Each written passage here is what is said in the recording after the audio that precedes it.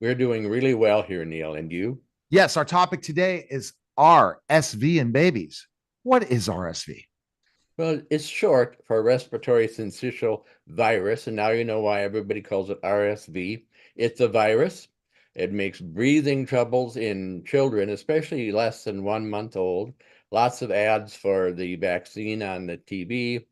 And it is the number one cause now of pneumonia and bronchiolitis. Bronchiolitis is, by the way, inflammation of small airways in children. So it's now the number one cause of pneumonia and bronchiolitis in babies and young children.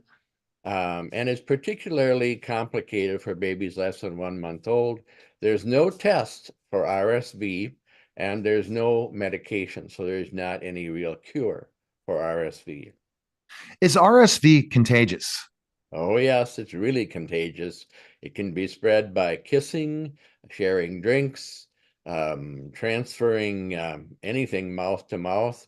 Um, and the best way to avoid it is washing your hands, covering your mouth, covering your coughs, your sneezes, avoiding contact with people who are sick.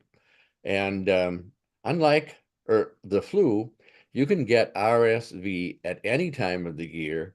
And unfortunately, you can get RSV many times because there's 20 different kinds of Coxsackie virus that can cause this this problem. How do I tell RSV from the flu?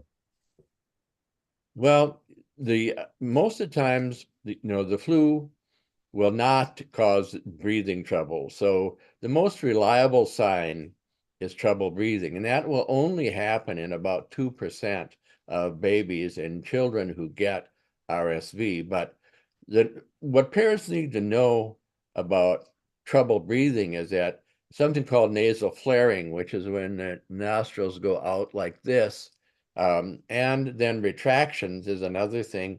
That's when the tissue around below the ribs and on the abdomen gets sucked in because it's hard for the babies to inhale. So they're working hard at it. You shouldn't wait until the lips or fingernails turn blue. That's way too late. And of course, a fever of 103 or so is another reason to go to the emergency room. How should I treat RSV infections in my children? Well, for the most part, RSV will be like a cold. So 98% of the children will respond to over-the-counter remedies, like Motrin or Tylenol. Aspirin is not a good one.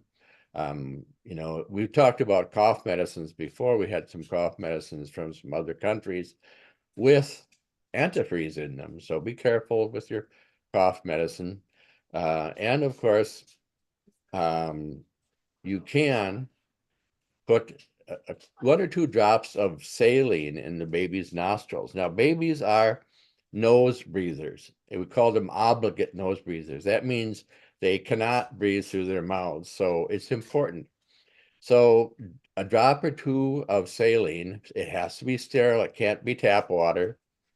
And then take a blue bulb. And most babies go home from the hospital with a blue bulb. Once you get the drops of saline in the nostrils and aspirate or suck it out with the blue bulb, that is the recommended treatment for a management for RSV at home with your children. What are the risks of RSV problems for my baby? Well, we talked about this before. The biggest problem, especially if they're less than 1 month old, is that they can have permanent problems with their lungs, like asthma. Again, that's only going to be a problem for 2 or 3 out of 100 babies, but it can be serious. And like I said, most serious in babies 1 to 2 months old. All right, the best place to go is worlddocallen.com and pick up Pregnancy Your Way, available today on Amazon. Thanks, Doc. Thank you, Neil. All right, that was the